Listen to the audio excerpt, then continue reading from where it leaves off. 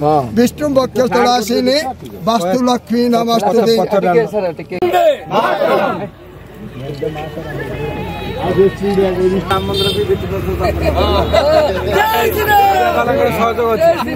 देखु कविश्व अंचल गोटे ओएसआरटीसी बस स्टैंड आवश्यकता थिला। बहुत दिन प्रतीक्षा पर आज तार अंत घटी। बर्तमान आमर बस स्टैंड पे आज शुभारंभ दि जाइए।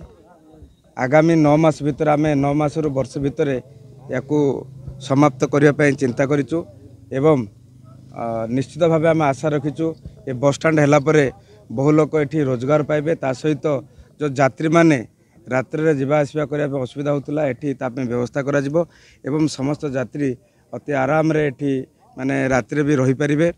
ता सहित विभिन्न अंचल आसुता देखिए आपण कमिशनर भुवनेश्वर पाखापाखि 40 ରୁ 50 प्रतिदिन बस जाऊँगी और आसूँ। राति बस आसूँ किंतु गोटे सठिक ढंग से बस स्टैंड कमिशनर नथिया जो माने बहुत लोक मैंने बहुत हैरान हरकत होते निश्चित भाव 8-9 मास पर समाप्त हो लोक मैंने सुविधा पाए।